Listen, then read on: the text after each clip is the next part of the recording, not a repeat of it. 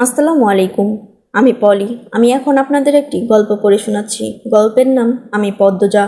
লিখেছেন ইলমা বেহরুজ। পর্ব সংখ্যা 90। চারটা ঠিক মাথার উপরে, চারদিকে ভয়াবহ নিস্তব্ধতা। জোনাকি পোকা ও রাতের পেঁচা কারোর মুখে রা নেই। এমনকি বাতাসের নিজস্ব শব্দও থমকে গিয়েছে। শুধু শোনা যাচ্ছে তাণ্ডব লীলার আহ্বান। গাছের ডালপালার আড়াল থেকে নিশাচর পাখিরা চেয়ে আছে। তারা তেজস্বী পদ্মজার আগমন দেখছে। পদ্মজার এক একটা কদম নিশাচর পাখিদের মনে বজ্রপাতের মতো আঘাত হানছে।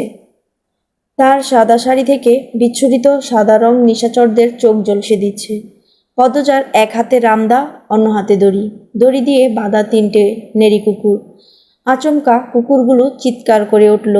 নিশাচর পাখিরা ভয় পেয়ে এক গাছ থেকে অন্য গাছে উড়ে গেল। গাছের ডালপালা নড়ে উঠাতে পদ্মজাসহ তিনটি কুকুর আর চোখে উপরে তাকালো। 4 জোড়া হিংস্র চোখ জ্বলজ্বল করছে। কুকুরগুলো চোখের চেয়ে মানব সন্তান পদ্মজার চোখের দৃষ্টি ভয়ঙ্কর। কুকুরগুলো চোখের চেয়ে মানব সন্তান পদ্মজার চোখের দৃষ্টি ভয়ঙ্কর। যেন চোখ নয়, আগ্নেয়গিরি। এখনই আগুন ছড়িয়ে দিয়ে চারপাশ ভস্ম করে দিবে। পদ্মজা পায়ে হেঁটে ঘাস পেরিয়ে একটা পুকুরের সামনে এসে দাঁড়ালো। পুকুরের জল কুচকুচে কালো। পুকুরের চেয়ে কিছুটা দূরে মাথা উঁচু করে দাঁড়িয়ে আছে বড় বড় রেন্ট্রি গাছ। গাছগুলোর 100 বছর বয়স। রেন্ট্রি গাছের সাথে বাঁধা অবস্থায় ঘুমাচ্ছে মজিদ, খলিল, আমির, রিদওয়ান ও আসমানি। পদ্মজা পাশ থেকে ছোট চৌকি খাট টেনে নিয়ে অদ্ভুত ভঙ্গিমায় বসলো। তার শরীরের রক্ত ভুতভুত করে ফুটছে। ঘুমন্ত অমানুষগুলোকে দেখে তার ঠোঁটে তিরস্কারের মৃদু হাসি ফুটে উঠল। যখন চোখ খুলে আমির ও তার দলবল আবিষ্কার করবে তারা বন্দী, তার সামনে তিনটে কুকুরের সাথে অস্ত্র হাতে দাঁড়িয়ে আছে পদ্মজা, তখন তাদের কেমন অনুভূতি হবে? 7 ঘন্টা পূর্বে, তখন শেষ প্রহরের বিকাল। পদ্মজা লতিফাকে পানি আনতে পাঠিয়েছে। সে রান্নাঘরে রান্না করছে। লতিফা কল পাড়ে এসে আমিরকে দেখতে পেল। আমির আলোকঘরে প্রবেশ করছে মাত্র। লতিফা কলসি রেখে আমিরের কাছে যাওয়ার জন্য পা বাড়ালো, কিন্তু 2 কদম হেঁটে এসে সে থমকে দাঁড়ালো। দ্রুত উল্টো ঘুরে কলপারে চলে আসে। কলপারে খালি কলসিটা স্থির হয়ে আছে। লতিফা কলসির উপর চোখ নিবদ্ধ রেখে কপাল কুঁচকালো। নূরজাহানের ঘর থেকে 3 দিন আগেই ঘুমের ওষুধ সংগ্রহ করে রেখেছিল পদ্মজা। আজ রাতের খাবার পরিবেশন করার পূর্বে খাবারের সাথে ঘুমের ওষুধ মিশিয়ে দেওয়া হবে। যখন সবাই ঘুমিয়ে পড়বে তখন পদ্মজা আক্রমণ করবে। এই পরিকল্পনাই লতিফাকে জানানো হয়েছে। লতিফা কলপারে এসে আমিরকে দেখে দুর্বল হয়ে পড়ে। তার বলে দিতে ইচ্ছে হয় আমির যেন রাতের খাবার না খায়, কিন্তু যখন মনুষ্যত্ব জেগে উঠল সে থমকে গেল। আজ লতিফার একখানা বড় কাজ আছে। রিনুকে নিয়ে তার পালাতে হবে। এই বাড়িতে কিশোরী রিনু এসেছে গত বছর। তার আগেও অন্দরমহলে রিনু নামে একজন কাজের মহিলা ছিল। তিনি ডায়রিয়ায় গত হয়েছেন 2 বছর আগে।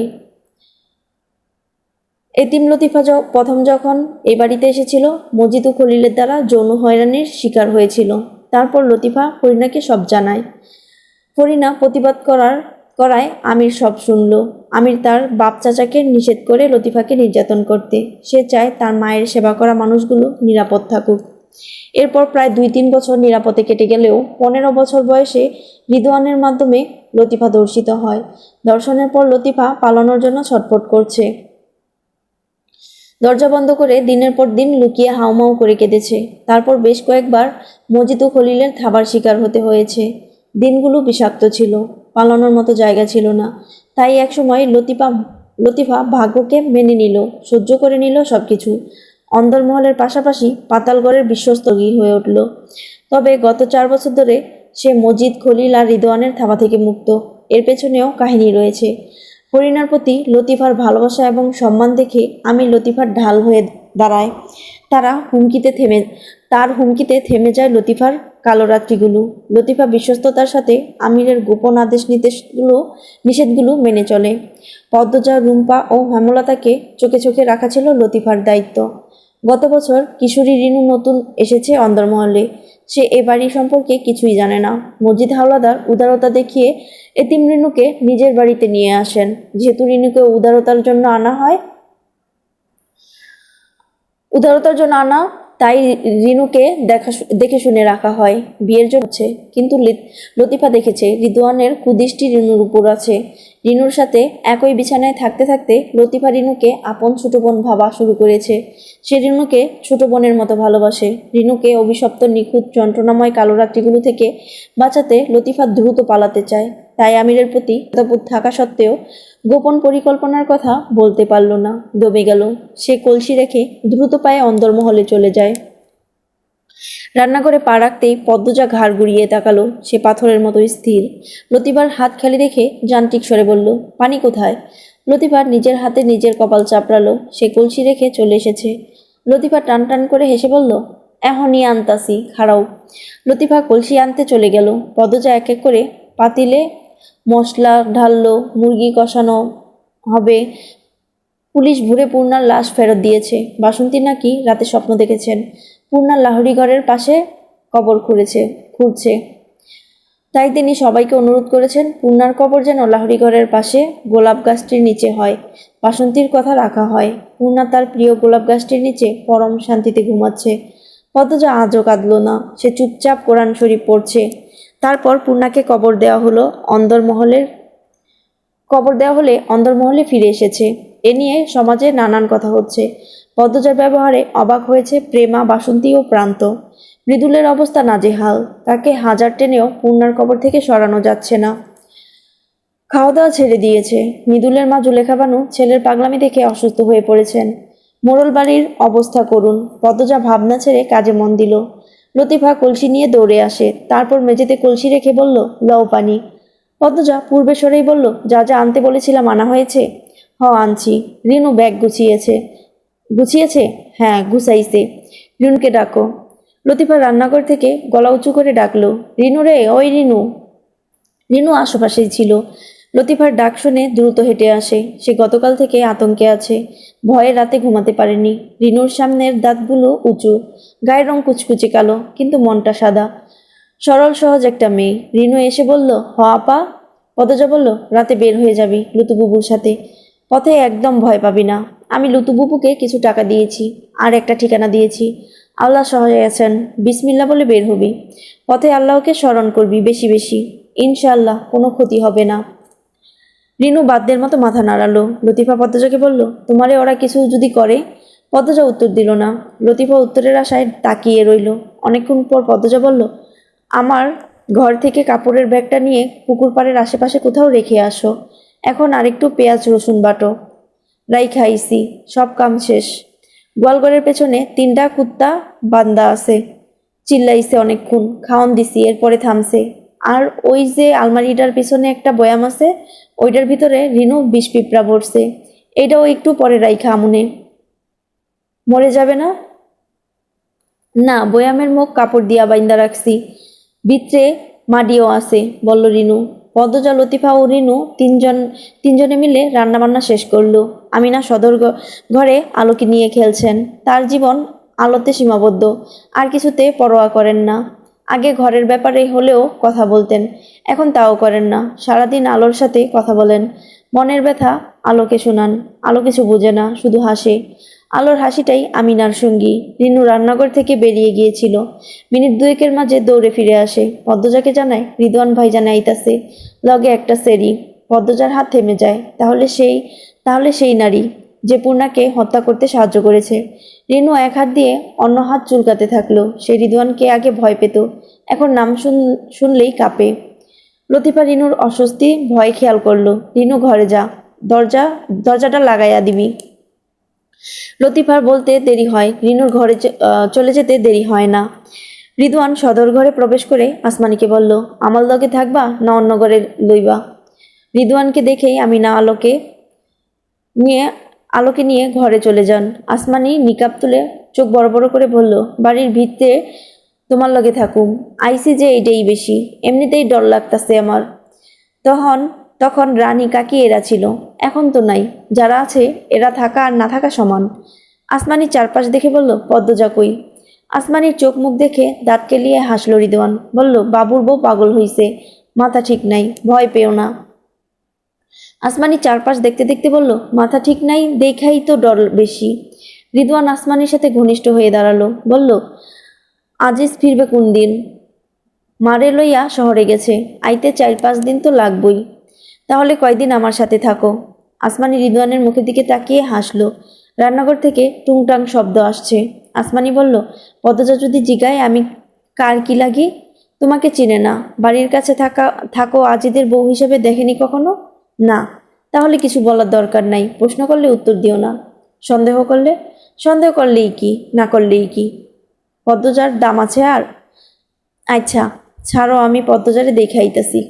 আসমানি রান্নাঘরের দিকে এগিয়ে যায়। সে চোখ বুলিয়ে চারপাশ দেখছে। এ বাড়িতে আসার অনেক ইচ্ছে ছিল তার, কখনো আসতে পারেনি, এই প্রথম আসতে পেরেছে। অন্যবার সোজা পাতাল ঘরে যেত। লুকোচুরি খেলাটা কমেছে বলে ভালো লাগছে। এখন এখন হয়তো প্রতিনিয়ত অন্দরমহলে আসা হবে। লুকিয়ে ভাঙা ফটক দিয়ে পাতাল ঘরে যেতে হবে না। আমির ধানের বস্তায় পিঠে ঠেকিয়ে বসে আছে। ঘরের অর্ধেক অংশ জুড়ে ধানের বস্তা রাখা হয়েছে। বস্তাগুলো বাঁশের মাচার উপর, মাটি সেচেতে। এই ঘরটায় খুব দরকার ছাড়া কেউ আসে না। আবছা অন্ধকারে আমিরের মুখটা অস্পষ্ট। তার হাতে পদ্মজার বেনারসি। বুকটা ধরপড় করছে। আর মাত্র কয়টা ঘন্টা, যদি থেকে যাওয়া যেত।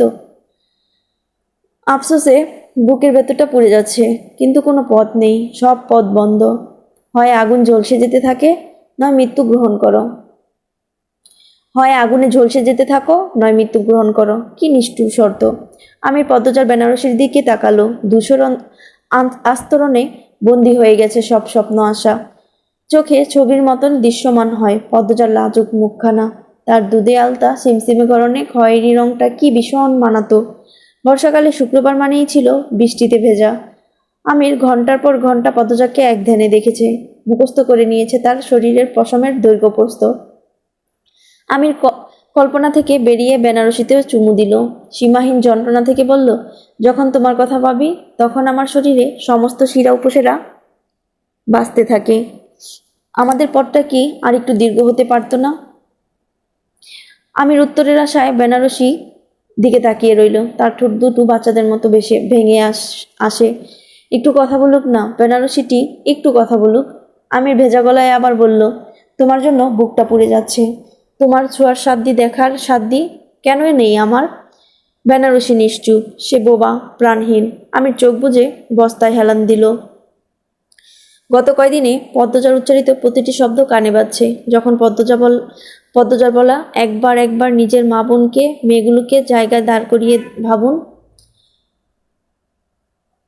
একবার আমাকে মেয়েগুলোর জায়গায় ভেবে দেখুন। কথাগুলো কানে বাজলো। তখন চোখের পর্দায় ভেসে ওঠে পদ্মজার নগ্ন শরীর। তার সারা শরীরে ছোপ দাগ। একটা ছায়া পদ্মজার শরীরে চাবুক মারছে। পদ্মজা আর্তনাদ করার শক্তিটুকু পাচ্ছে না, শুধু গলা কাটা গরুর মতো কাতরাচ্ছে। আমির ছায়াটির গলা চেপে ধরার জন্য হাত বাড়ায়, কিন্তু এ কি, ছায়াটিকে ছোঁয়া যাচ্ছে না।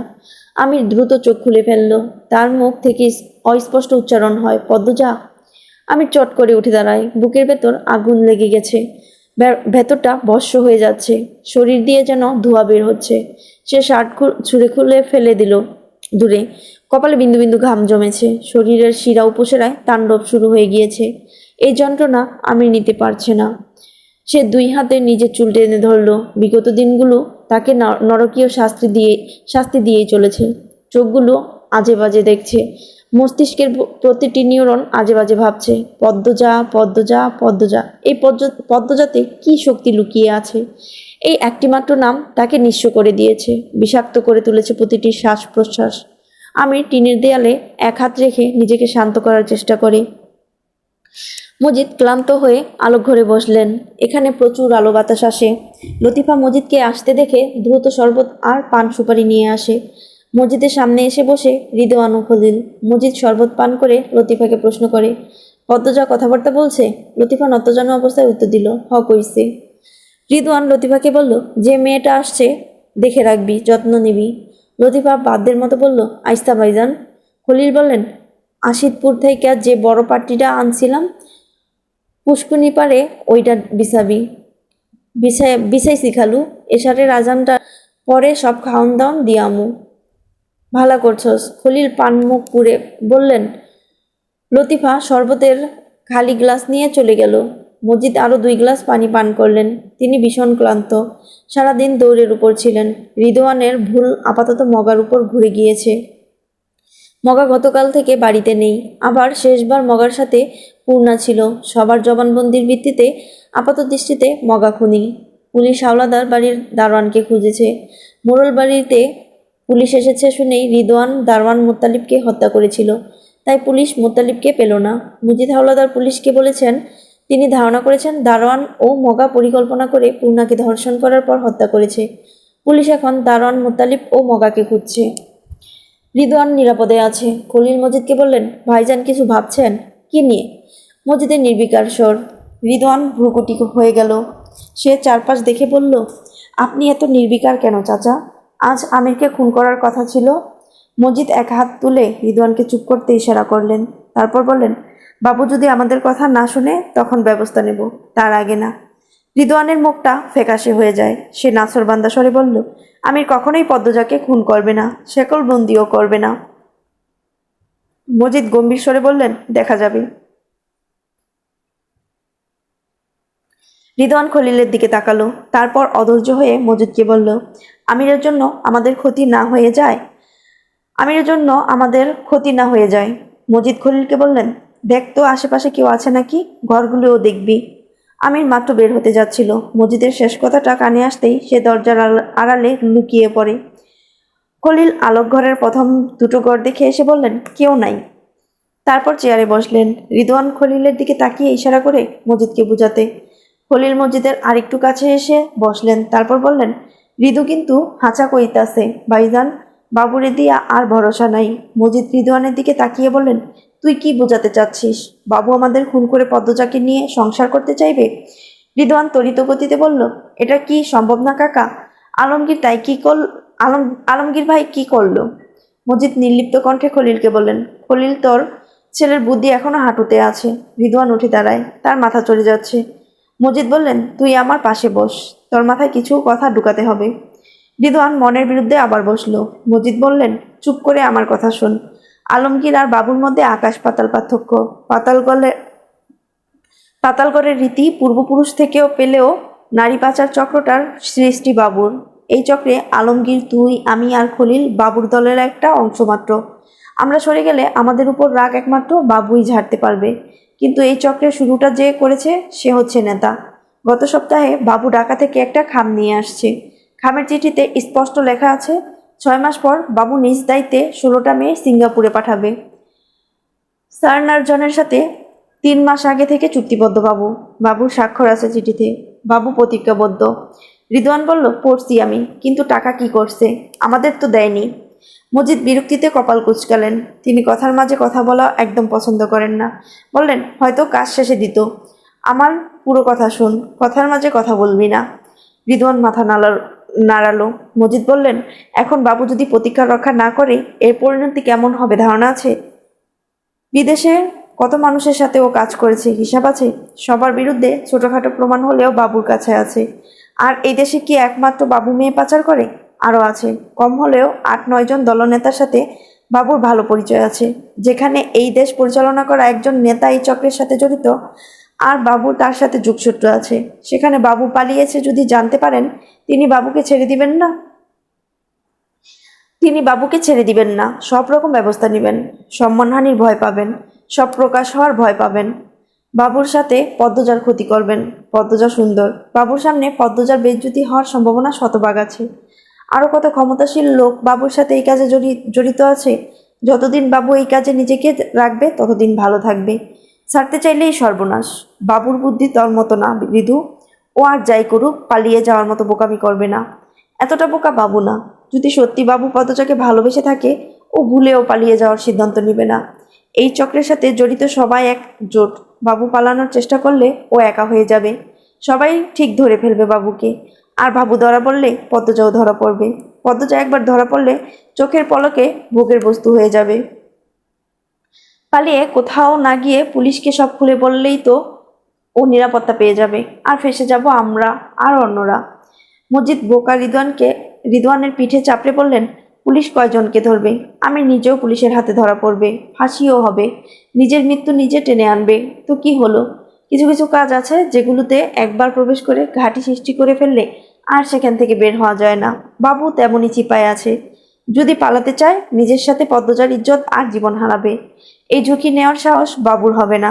আমি নিজের চোখে ঢাকায় দেখেছি পদ্মজা অসুস্থ হয়ে ঘরে ঘুমাচ্ছে আর আমির বাড়ির সব কাজ করছে। পদ্মজার জন্য হলেও বাবু পাতাল ঘর আর আমাদের আঁকড়ে ধরে রাখবে। দেশে কি জায়গার অভাব আছে? কোথাও না কোথাও ঠিক লুকিয়ে থাকতে পারবে।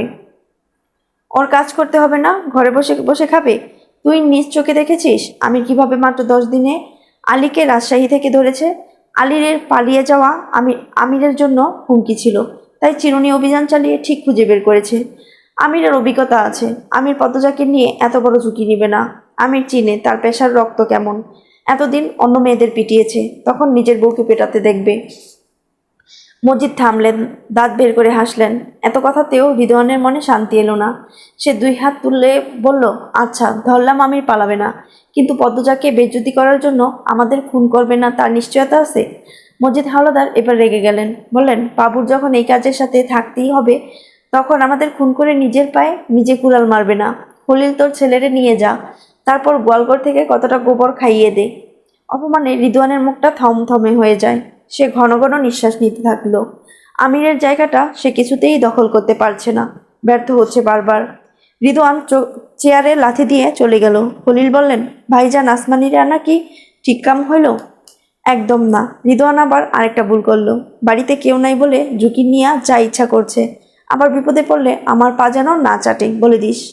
খলিল মুখ থেকে পানির পিচকিরি ফেলে বাইরে চোখ নিবদ্ধ করলো। ক্রোধে আক্রোশে আমিরের কপালের রগ ভেসে ওঠে। চোখ দুটি রক্তবর্ণ ধারণ করে। সে রাগে এক হাতে দরজা চেপে ধরল। তার দুর্বলতা ধরতে পেরে মজিদের আনন্দ হচ্ছে।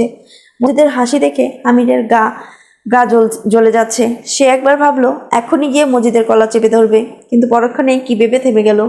চলে এলো ধান রাখার ঘরে। ধানের মাচার ভেতর উকি দিয়ে দেখলো চাপাতি আর রামদা ঠিকঠাক আছে নাকি। হ্যাঁ, ঠিকঠাক আছে। আমি স্বস্তির নিঃশ্বাস ছাড়লো। জানালা খুলে বাইরে তাকাতেই বিকেলের রংহীন ধূসর কুয়াশা চোখে পড়ে। পদ্মজা পালঙ্কের উপর ঘাট হয়ে বসে আছে। এশারের নামাজ আদায় করে মাত্রই উঠেছে। তার পরনে সাদা শাড়ি। লতিফা হন্তদন্ত হয়ে ছুটে এসে পদ্মজাকে জানালো সে পুকুর পাড়ে খাবার রেখে এসেছে। বেশ সুন্দর করে সাজানো হয়েছে চারপাশ। মজিদ, খলিল, আমির, রিদওয়ান ও আসমানি এখনই যাবে। পদ্মজা নিস্তেজ গলায় বলল, ওরা ঘুমিয়ে পড়লে আমাকে ডেকো। তার শান্ত স্বর। কথা শুনে মনে হচ্ছে পদ্মজা লতিফাকে ঘর ঝাড়ুর জন্য অথবা রান্না করার জন্য ডাকতে বলেছে। লতিফা দৌড়ে বেরিয়ে গেল। তার বুকের ভেতর ধামামা বাজছে। মনে হচ্ছে যুদ্ধ শুরু হতে চলেছে। এ তো সত্যিই যুদ্ধ। লতিফার ঘাম হচ্ছে। চাপা একটা আনন্দও কাজ করছে। কি অদ্ভুত। রান্নাঘরে আসমানি গিয়েছিল ঠিকই, কিন্তু পদ্মজাকে কথা বলাতে পারেনি। পদ্মজা একটাও জবাব দেয়নি। সে আসমানিকে পুরোদমে এড়িয়ে গিয়েছে। আসমানি নিরাশ হয়ে বেরিয়ে যায়। তারপর আর তাদের দেখা হয়নি। পদ্মজা বিছানা থেকে নেমে শক্ত করে হাত খোপা করল। জানালা গলে চাঁদের আলো পদ্মজার গায়ের উপর পড়ে। নিখুঁত কালো রাতকে চাঁদ আর নরম আলোয় আচ্ছন্ন করে রেখেছে। পদ্মজা চাঁদের আলোকে ছোঁয়ার চেষ্টা করে। ছোঁয়া গেল ঠিকই, অনুভব করা গেল না। পদ্মজার কানের পাশ দিয়ে শা শা করে বাতাস উড়ে যায়।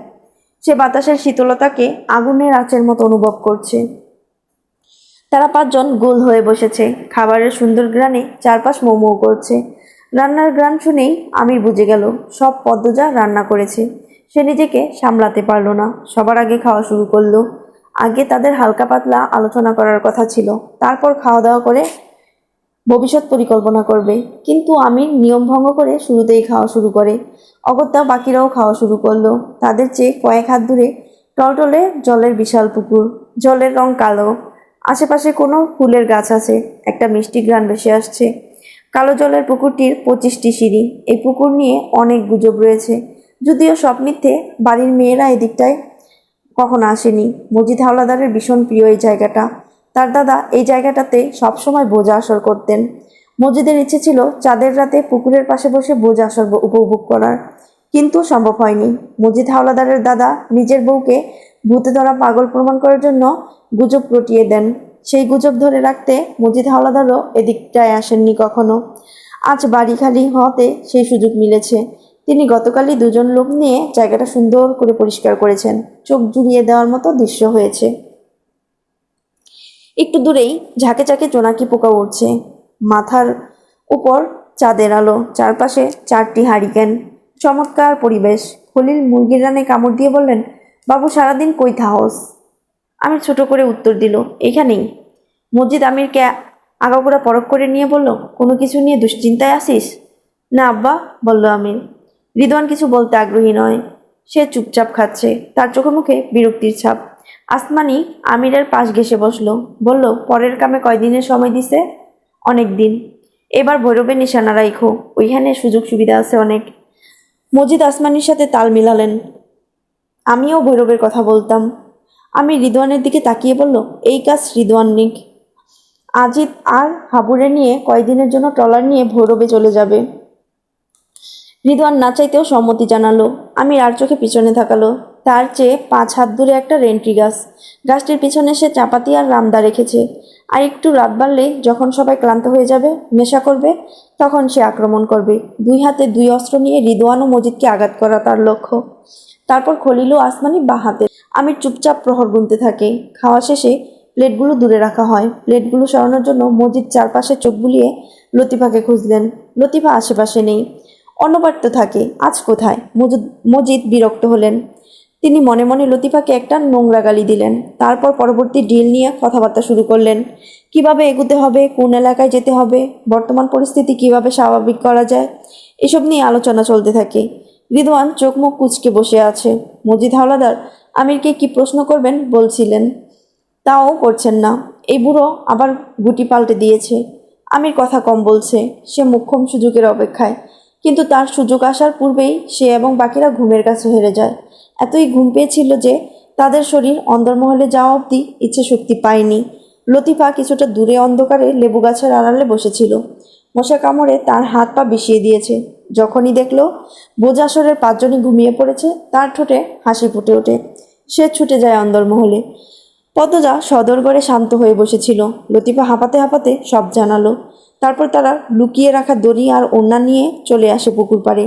পদ্মজা, লতিফা ও রিনু মিলে ঠান্ডা মাথায় মজিদ, খলিল, আমির, রিদওয়ান এবং আসমানির হাত পা ও মুখ বেঁধে ফেলল। তারপর এক এক করে টেনে নিয়ে গেল রেন্ট্রি গাছের সামনে। 5 জনকে 5টি গাছের সাথে বেঁধে তারা স্থির হয়ে দাঁড়ালো। লতিফা, রিনু ঘেমে একাকার। রিনু তো ভয়ে তরতর করে কাঁপছে। এমন একটি দুঃসাহসিক কাজে অংশগ্রহণ করে সে হতভম্ব। পদ্মজা বলল, এবার তোমরা বেরিয়ে যাও। লতিফা ও রিনু দুজনেরই গায়েই বরকা ছিল। তারা ব্যাগ নেওয়ার জন্য অন্দরমহলে দৌড়ে যায়। পদ্মজা বিদায় জানাতে অন্দরমহলে আসে। বের হওয়ার পূর্বে রিনু ও লতিফা পদ্মজাকে জড়িয়ে ধরে কান্না করে দিল। লতিফা বিষণ্ণ গলায় বলল, আবার দেখা হইব তো পদ্ম? আল্লাহ চাইলে আবার আমাদের দেখা হবে বুবু। সামলাইতে পারবা সব? পারবো, তুমি বেরিয়ে যাও, আর দেরি করো না। লতিফা এক হাতে ব্যাগ নিয়ে অন্য হাতে রিনুর হাত ধরল। তারপর ছল ছল চোখে পদ্মজাকে একবার দেখে বেরিয়ে পড়ল অচেনা গন্তব্যে। আমিনা সদরঘর থেকে সব কিছু দেখছেন। এতদিনের পুরনো কাজের মেয়ে চলে যাচ্ছে কেন? তিনি প্রবল আগ্রহ থেকে পদ্মজাকে প্রশ্ন করলেন, লুতু কই যাইতাছে? পদ্মজা শান্ত স্বরে বলল, শহরে যাচ্ছে। ও মা, কার কাছে? আপনি ঘরে যান, সকাল হওয়া অবধি বের হবেন না। আমি না অবাক হয়ে জানতে চাইলেন, ক্যারে? পদ্মজা তীক্ষ্ণ চোখে তাকালো, বলল, এতদিন যেরকম নির্জীব ছিলেন আজও থাকুন। পদ্মজা রান্নাঘর হাতে রামদা তুলে নিল। তারপর আমিনাকে জোর করে ঘরে ঢুকিয়ে বাইরে থেকে দরজা বন্ধ করে দিল। দরজা বন্ধ করার আগে আমিনার উদ্দেশ্যে বলল, যদি কোনো শব্দ করেন আপনার মাথা শরীর থেকে আলাদা হয়ে যাবে। তারপর পদ্মজা রামদা নিয়ে গোয়ালঘরে গেল। সেখান থেকে 3টে নেড়ি কুকুর নিয়ে পুকুর পাড়ের পথ ধরল। নিশিপথে 5 জন মানুষ বাঁধা অবস্থায় মাথা ঝুঁকে ঘুমাচ্ছে, আর সামনে রামদা নিয়ে এক রূপসী বসে আছে। পাশে 3টে কুকুর দাঁড়িয়ে আছে। দৃশ্যটি ভয়ঙ্কর। শুনশান নীরবতায় কেটে যায় ক্ষণমুহূর্ত। আর সময় নষ্ট করা যাবে না। তারা বেঘুরে ঘুমোচ্ছে। মৃত্যু উপভোগ না করে অমানুষগুলো মরে যাক পদ্মজা চায় না। সে 2 জগ পানি 5 জনের মাথার উপর ঢেলে দিল। তাতেও তাদের ঘুম ভাঙল না। পদ্মজা রামদার শেষ প্রান্ত দিয়ে পরপর 5 জনের পায়ের তালুতে আঘাত করল। এতে কাজ হয়, তারা সক্রিয় হয়। 5 জনই আধবোজা চোখে তাকায়। তাদের চোখের ঘোর এখনো কাটেনি। মাথা ভারী হয়ে আছে, বনবন করছে। পদ্মজা চৌকি খাটের উপর গিয়ে বসলো। রিদওয়ান পদ্মজাকে ঝাপসা দেখছে। সে চোখ বুজে আবার তাকালো। পদ্মজার হাসি হাসি মুখটা বেসে ওঠে। তার হাতে রামদা, জ্বলজ্বল করছে পদ্মজার পাশে 3টে কুকুরের চোখ। রিদওয়ান চমকে গেল। মজিদ, খলিল এবং আসমানি যখন পরিস্থিতি বুঝতে পারল, তারাও চমকে যায়। তারা কথা বলতে গেলে উ আওয়াজ বের হয়, উঠতে গেলে টের পায় তাদের হাত পা বাঁধা, ঘুম উবে যায়, মস্তিষ্ক সচল হয়ে ওঠে। রিদওয়ান অবাক চোখে মজিদের দিকে তাকায়, মজিদও তাকালেন। তারা ছোটার জন্য ছটফট করলো, কিছু একটা বলার চেষ্টা করলো, কিন্তু কোনো চেষ্টাই সফল হচ্ছে না। আমির পদ্মজার দিকে তাকিয়ে আছে, তার চোখ দুটি বারবার বুজে যাচ্ছে, তবে পরিস্থিতি ধরতে পেরেছে। সে সবসময় বলে পদ্মজার নাকি নিজস্ব আলো আছে। এই যে এখন তার মনে হচ্ছে অন্ধকারাচ্ছন্ন। অতলে যখন সে তলিয়ে যাচ্ছিল, তখন পদ্মজা এসে আলোর মিছিলে ভরিয়ে দিয়েছে তার মনের উঠান। পদ্মজা 5জনকে পরখ করে নিল তাদের ছটফটানি আর ভয়ার্ত চোখ। পদ্মজা দেখা সবচেয়ে সুন্দর ও তৃপ্তির দৃশ্য। আমিরের উপর চোখ পড়তেই আগে চোখে ভাসে আমিরের অযত্নে বেড়ে ওঠা মাথার চুল, যা আমিরের কপাল ও চোখ ঢেকে রেখেছে। পদ্মজা উঠে দাঁড়ালো, রিদওয়ান ও মজিদের পাশে গিয়ে বসল। দূরে সন্তানহারা পেঁচা ডাকছে চাপা স্বরে, আশেপাশে নাড়াচড়ার শব্দ শোনা যাচ্ছে। পদ্মজা তাদের উপর ঝুঁকলো, তারপর মৃদু হেসে চাপা স্বরে বলল, তবে হোক উৎসব। পদ্মজার কণ্ঠ ও হাসি তাদের হৃৎপিণ্ডে জোরে সোরে আঘাত হানে।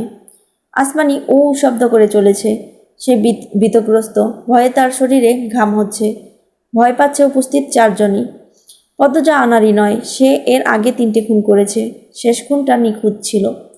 পদ্মজাকে ভয় পাওয়ার যথেষ্ট কারণ রয়েছে। রিদওয়ান শরীরের সবটুকু শক্তি দিয়ে মুক্ত হওয়ার চেষ্টা করছে।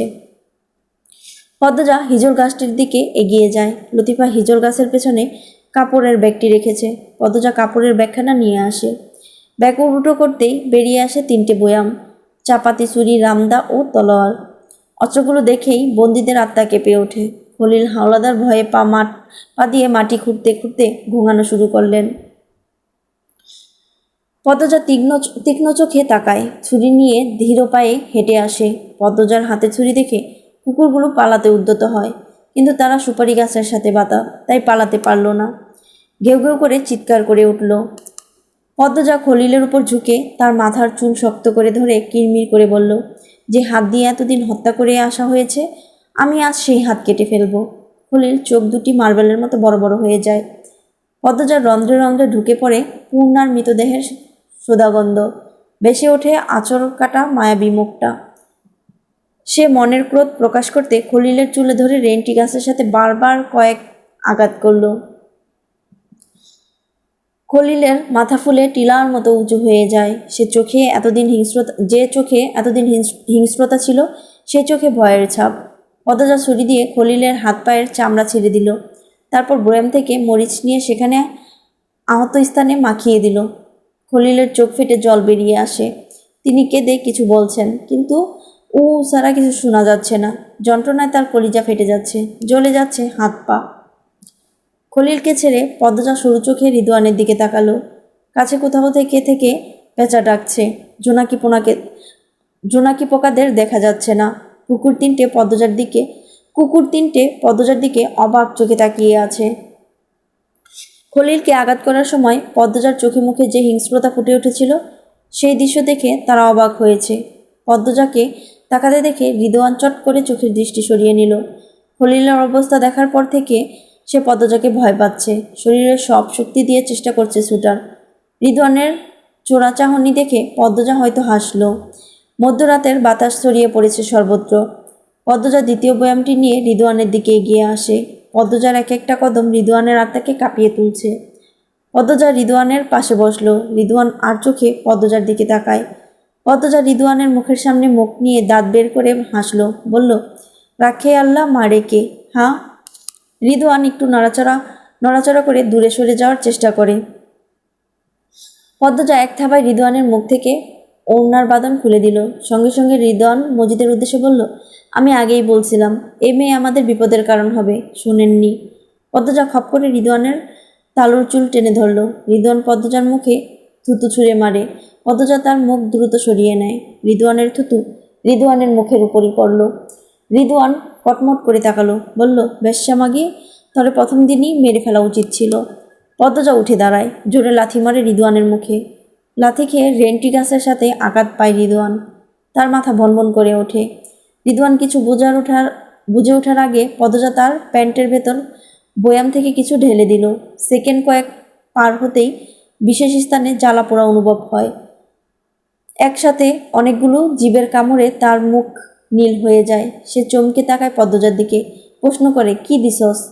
খানকি জি, প্যান্টের ভেতর কি দিছস তুই? পদ্মজা উত্তর দিল না। রিদওয়ান চিৎকার করতে থাকে। পদ্মজা রয়ে শয়ে রিদওয়ানের চিৎকার করার দৃশ্য দেখতে দেখতে কুকুরগুলোকে মুক্ত করে দেয়। কুকুর তিনটে পদ্মজার দিকে তাকিয়ে ঘেউ ঘেউ করে পিছিয়ে যায়। পদ্মজা তৃতীয় বয়াম নিয়ে মসজিদের পিছনে গিয়ে দাঁড়ালো। বয়াম থেকে 2 টুকরো কাঁচা মাংস বের করলো। ছাগল জবাই করেছিল আজ। সে দেখে শুনে হাড্ডিসহ কয়েক টুকরো মাংস রেখে দিয়েছিল। মাংস দেখে কুকুরগুলো চোখ চকচক করে উঠল। পদ্মজা 1 টুকরো মাংস নিয়ে মসজিদের পেছনে গিয়ে দাঁড়ালো। তারপর মসজিদের মুখের উপর মাংসের টুকরোটি ধরলো। 3টি কুকুর ঘেউ ঘেউ করে একসাথে ঝাঁপিয়ে পড়ে মসজিদের উপর।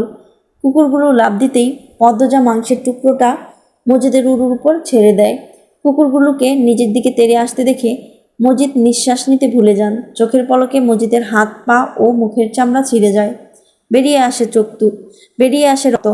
1 টুকরো মাংস নিয়ে 3 কুকুরের মধ্যে কাড়াকাড়ি শুরু হয়। তাদের 20 দাঁতের কামড় পড়ে মজিদের গোপনাঙ্গে। তিনি গোঙাতে গোঙাতে চোখের ইশারায় পদ্মজাকে আকুতি করেন, এসব যেন থামানো হয়। অন্যদিকে রিদওয়ান ছোটার জন্য ছটফট করছে। পদ্মজাকে বিশ্রী গালিগালাজ করে হুমকিও দিয়েছে। যখন পিঁপড়ার কামড়ে সর্বাঙ্গ বিষিয়ে ওঠে তখন সে পদ্মজাকে অনুরোধ করে তাকে বাঁচাতে। কখনো পদ্মজাকে দেবী বলে, আবার কখনো মা বলে ডাকলো। ওয়াদা করলো সে আর কখনো অন্যায় করবে না। পদ্মজা উত্তরে কিছুই বলেনি। সে নির্বিকার। রিদওয়ান ও কুকুরের চিৎকার শুনে মাথার উপর এক ঝাঁক পাখি ডানা ঝাপটি উড়ে গেল, আবার ডানা ঝাপটি দিয়ে ফিরে এলো। পাখিদের মধ্যে অস্থিরতা শুরু হয়েছে। তাদের অস্থিরতায় দানবের মতো দাঁড়িয়ে থাকা গাছগুলোর কচি ডালপালা ও পাতা বারবার নড়ে চড়ে উঠছে।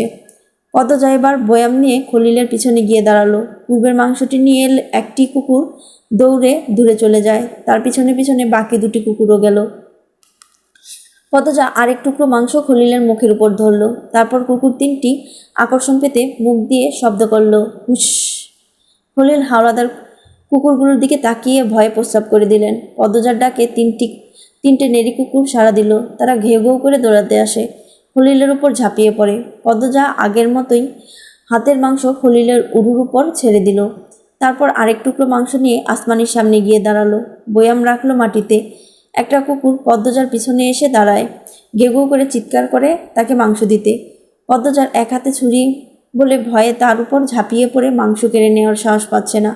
আসমানি পদ্মজাকে তার সামনে দাঁড়াতে দেখে গোপনে ঢোক গিলল। তার চোখ ফেটে জল বেরিয়ে আসে। সে কিছু একটা বলতে চাইছে। চোখের জলে যেন এখনই বন্যা বয়ে যাবে। মেয়েরা ভালো হোক খারাপ হোক, বুড়ো হোক আর যুবতী হোক, তারা ভীষণ কাঁদতে পারে। পদ্মজা আসমানির মুখ মুক্ত করে দিল। আসমানি কাঁদো কাঁদো স্বরে অনুরোধ করল, আল্লাহর দোহাই লাগে ভাবি, আমারে ছাইরা দেন। আমি আপনার গোলামি করাম সারা জীবন। পদ্মজা আসমানির সামনে বসলো। আসমানির উপর ঝুঁকে তার গাল আলতো করে ছুঁয়ে দিয়ে আদুরে স্বরে বলল, তুমি ভীষণ সর। পদ্মজার ঠান্ডা স্পর্শ আসমানির যকৃত ছুঁয়ে ফেলল। সে কেঁপে ওঠে। চোখে মুখে অসহায়ত্ব ফুটিয়ে পদ্মজার চোখের দিকে তাকায়। পদ্মজা হাসল। আসমানির চুলের মুঠি শক্ত করে ধরে বলল, আমি পুরুষ না যে আমাকে আকৃষ্ট করবে। আমার বোনের মৃত্যু কষ্ট তোমাকে অনুভব করতে হবে। পদ্মজা হাতের মাংসের টুকরোটি মসজিদের উপর ছুঁড়ে মারল। তাৎক্ষণিক কুকুর 3টি মসজিদের উপর আবার ঝাঁপিয়ে পড়ে। পদ্মজা আসমানির পায়ের দড়ি খুলে সেই দড়ি দিয়ে আসমানির গলা পেঁচিয়ে ধরে। আসমানির চোখ উল্টে যায়। পদ্মজার চোখে মুখে কোনো প্রতিক্রিয়া নেই। সে শান্ত স্বাভাবিক। যখন আসমানি নিস্তেজ হওয়ার পথে পদ্মজা দড়ি ছেড়ে দিল। আসমানি কাশতে কাশতে নতজানু হয়। পদ্মজা আবার পেঁচিয়ে ধরল। আসমানি 2 পা দাপিয়ে দম নেওয়ার চেষ্টা করে। তার শাড়ি হাঁটু অবধি চলে এসেছে। যতক্ষণ না আসমানি নাক মুখ দিয়ে রক্ত বের হয়, পদ্মজা শরীরের সবটুকু শক্তি দিয়ে টেনে ধরে রাখে দড়ি। ক্ষণমুহূর্ত যুদ্ধে আসমানি নিস্তেজ হয়ে যায়। পদ্মজা দড়ি ছেড়ে দিল। আসমানি জিহ্বা মুখের ভেতর নেই, বাইরে বেরিয়ে এসেছে। চোখ দুটি উল্টে রয়েছে। সারা মুখ কালচে ভাব। পদ্মজা তার 2 হাত ঝেড়ে আসমানির মৃত লাশ থেকে দূরে সরে দাঁড়ায়। পিঁপড়ার কামড়ে রিদওয়ানের কোমর থেকে পায়ের তালু অবধি অবশ হয়ে গেছে, গলা শুকিয়ে কাঠ, শরীর ব্যথায় টনটন করছে, তার স্পর্শকাতর স্থান গুরুতর আহত। পদ্মজা ছুরি নিয়ে রিদওয়ানের সামনে এসে দাঁড়ায়। রিদওয়ানের উরুতে ছুরি প্রবেশ করে আবার বের করে আনে। রিদওয়ান চিৎকার করে উঠল, অনেক কষ্টে উচ্চারণ করলো, আর না, আর না। পদ্মজা শূন্যে ছুরি ছুঁড়ে মেরে কৌশল করে ধরল। তারপর ছুরি দিয়ে রিদওয়ানের শরীরে অগণিত আঘাত করতে থাকে। তারপর এক চোখ তুলে নিল। রিদওয়ান জোরে আর্তনাদ করে ওঠে, আকুতি করে তাকে মৃত্যু দিতে নয়তো বাঁচতে দিতে। পদ্মজা দাঁতে দাঁত চেপে রিদওয়ানের দুই গাল চিপা দিয়ে ধরল। ফিসফিস আওয়াজের মতো করে বলল, এই চোখগুলো আর কোনোদিন কোনো মেয়েকে দেখবে না, কোনো দিন না। রিদওয়ানের এক চোখ থেকে গল গল করে রক্ত বের হচ্ছে। কুকুরগুলো আরও মাংসের জন্য বিরতিহীনভাবে চিৎকার করে যাচ্ছে। পদ্মজা তার কথা শেষ করে রিদওয়ানের আরেকটা চোখে ছুরি ঢুকিয়ে দিল। তারপরই মুখের উপর ছুরি দিয়ে তেরছাভাবে টান মারল। রিদওয়ানের নাক ছিঁড়ে উপরের ঠোঁট দুই ভাগ হয়ে যায়। চিৎকার করার শক্তিটুকু আর সে পেল না, তার পূর্বেই বেহুশ হয়ে যায়। পদ্মজা ক্রোধে মৃদু কাঁপছে, তার সাদা শাড়ি ইতিমধ্যে রাঙা হয়ে গেছে। সে রামদা নিয়ে নিঃশ্বাসের গতিতে যেভাবে পারে রিদওয়ানকে কোপাতে থাকলো। তার মুখ দিয়ে ক্রোধ স্বর বের হচ্ছে। রিদওয়ান শরীরের মাংস ছিটকে পড়ে এদিক সেদিক। লুকিয়ে দেখা নিশাচরেরা একস্বরে ডেকে ওঠে। তারা পদ্মজাকে তার কাছে সাহস জোগাতে কিছু বলছে, নাকি ভয় পেয়ে ডাকছে, কে জানে। প্রায় মিনিট 10 পর পদ্মজা স্থির হয়ে দাঁড়ালো। তার মুখ রক্তে অস্পষ্ট, চোখ দুটি ছাড়া কিছু দেখা যাচ্ছে না। শাড়ি তাজা রক্তে জবজবে, সামনের চুলগুলো রক্তে আঠালো হয়ে গেছে। তার বুক হাঁপড়ের মতো উঠানামা করছে, নিঃশ্বাস নিচ্ছে ঘন ঘন।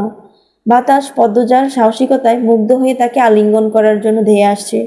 পদ্মজা রামদা থেকে রক্ত পড়ছে চুইয়ে চুইয়ে। সে রামদা রেখে সদ্য কেনা চাপাতি তুলে নেয় হাতে। ঘুরে এসে মজিদের সামনে দাঁড়ায়। কুকুরের আঁচড় আর কামড়ে মজিদের প্রাণ নেতিয়ে পড়েছে। পদ্মজা মজিদের মুখের বাঁধন খুলে দেয় মজিদের শেষ আর্তনাদ শোনার জন্য। মজিদ অস্পষ্ট স্বরে বলল, মা, মা আমায়। মজিদ কথা শেষ করতে পারলেন না। পদ্মজা চিৎকার করে হাত ঘুরিয়ে এক আঘাতে মজিদের মাথা দ্বিখণ্ডিত করে ফেলল। রক্ত ফিনকি দিয়ে ছিটকে পড়ে। ভুরভুর শব্দ তুলে পেটের নাড়িভুড়ি ফেটে রক্ত বেরিয়ে আসে। পদ্মজা এক মুহূর্তেও থামল না, হিংস্র তাণ্ডব চালিয়ে গেল। তার রক্তের তৃষ্ণা মেটেনি। সে খলিলের মুখের বাঁধন খুলে দিল। পদ্মজাকে রক্ত মানবী মনে হচ্ছে। তার শরীরে প্রতিটি লোমকূপ রক্তে স্নান করেছে। খলিল হাউমাউ করে কেঁদে উঠল, ও মা, ও মা, আমারে ছাইরা দাও, আমি তোমার বাপের মতো, ও মা, আমারে ছাইরা দাও। পদ্মজা দাঁত বের করে হাসলো। তার দাঁতেও রক্ত লেগে আছে, ভয়ানক দেখাচ্ছে। কোথায় গেল তার ভুবনমোহিনী রূপ? রক্তের সাগরে ডুব দিয়েছে সে। পদ্মজা চাপাতি দুই হাতে ধরে হাত ঘুরিয়ে ভ্রান্তের মতো খলিলকে আঘাত করতে থাকে। এক আঘাতেই খলিলের আত্মা দেহ ছেড়ে দেয়। কিন্তু পদ্মজা থামল না। সে ক্রোধ স্বর মুখে রেখে খলিলকে ইচ্ছে মতো কোপাতে থাকলো। ক্যাচ ক্যাচ শব্দে চারপাশ কেঁপে কেঁপে ওঠে। আঘাতে আঘাতে খলিলের এক হাত, নাক, কান শরীর থেকে আলাদা হয়ে যায়। পদ্মজা ক্লান্ত হয়ে চাপাতি খলিলের মুখের ভেতর ঢুকিয়ে দিল। বাম হাতে কোমর থেকে আরেকটা ছুরি নিয়ে খলিলের পেটে ঢুকিয়ে দিল। রিদওয়ান, মজিদ আর খলিলের রক্ত মাটি বেয়ে পুকুরের কালো জলের দিকে যাচ্ছে। পদ্মজা মাটিতে বসে পড়ে। নেড়ি কুকুরগুলো ভয় পেয়ে দূরে চলে গিয়েছে। দূরে থেকে তারা পদ্মজাকে দেখছে। হিংস্র জ্বরের তাণ্ডব থামতেই চারদিকে নিস্তব্ধতা ভর করে। পদ্মজা ভীষণ ক্লান্ত। সে দুই চোখ বুজে লম্বা করে নিঃশ্বাস নিল। তারপর মাথা তুলে আমিরের দিকে তাকালো। আমির এতক্ষণ পদ্মজার দিকে তাকিয়েছিল। পদ্মজাকে তার দিকে তাকাতে দেখে সে চোখ সরিয়ে নিল। আমিরের চোখের উপর পড়ে থাকা চুলগুলো বাতাসে উড়ছে। সে শান্ত হয়ে বসে আছে। কোনো ছটফটানি নেই, অস্থিরতা নেই, ভয় নেই। সে নির্লিপ্ত। পদ্মজা ঘাড় ঘুরিয়ে ডান পাশে তাকালো। আমিরের দেয়া নতুন তলোয়ারটি ঘাসের উপর পড়ে আছে। পদ্মজা মাটিতে হাতের উপর ভর দিয়ে উঠে দাঁড়ালো। 3 কদম এগিয়ে তলোয়ারটি হাতে তুলে নিল। তারপর ফিরে তাকালো আমিরের দিকে। সেদিনের কথা, যেদিন আমির নিজেই তলোয়ার পদ্মজার হাতে তুলে দিয়েছিল, জীবন নেওয়ার অনুমতি দিয়েছিল। এ কথা শুনে পদ্মজা সে কি কান্না!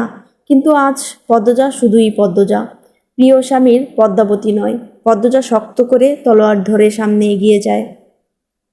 সে যত এগুচ্ছে অনুভব করছে বুকের ভেতরের শক্ত আবরণটা সরে যাচ্ছে, একটা নরম কোমল অনুভূতি জেঁকে বসছে। পদ্মজা আমিরের সামনে এসে দাঁড়াতেই আমির চোখ তুলে তাকালো। এই যে রাতের বাতাসে পদ্মজার এক দুটো চুল উঠছে, তাতেও ভালো লাগছে। রক্তের মাখামাখিও পদ্মজার রূপের বাহার নষ্ট করতে পারেনি, অন্তত আমিরের কাছে। নির্জন নিরিবিলি পরিবেশে আমিরকে এমন অবস্থায় এত কাছে দেখে পদ্মজার চোখগুলো শীতল হয়ে ওঠে।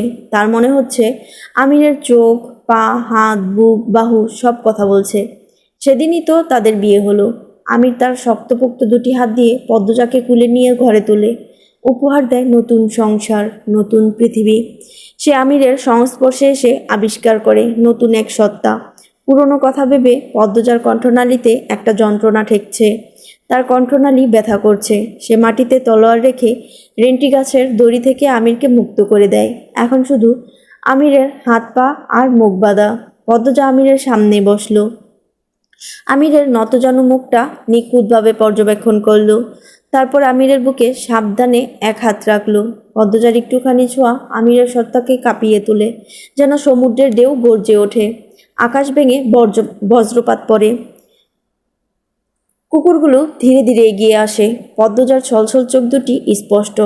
আমিরের মনে হচ্ছে আকাশের চাঁদটা ঠিক পদ্মজার মাথার উপরেই। সে সকল অনুভূতি হারিয়ে ফেলেছিল, কিন্তু পদ্মজাকে কমল চোখে তাকাতে দেখে তার বুকটা হু হু করে কেঁদে উঠল। চোখের চাহনিতে মনের সবটুকু ভালোবাসা ঢেলে দিয়েছে পদ্মজা। বোঝা যাচ্ছে সে আমিরের প্রেমে কতটা মাতোয়ারা। আমির আশা করেনি এই মুহূর্তে এত কিছুর পর পদ্মজা চোখে পুরনো প্রেম দেখতে পাবে।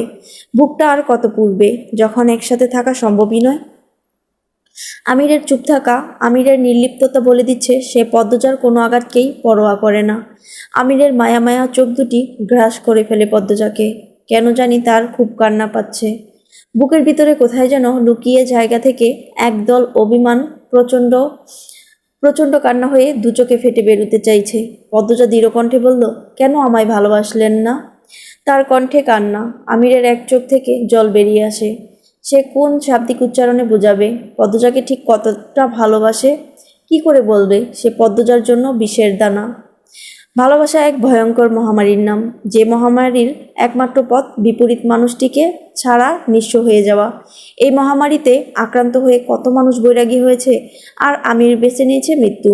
পদ্মজা হুট করে আমিরের কপালে চুমু খেলো। আমিরের হৃৎপিণ্ড জ্বলে ওঠে, তার নিঃশ্বাস বন্ধ হয়ে আসে। পদ্মজার দুই চোখের জল আটকাতে পারল না। সে বলল, আপনার দুটি সত্তার একটি আমার স্বামী। আমি তাকে সম্মান করি, কিন্তু অন্য সত্তার জন্য আপনাকে মরতে হবে।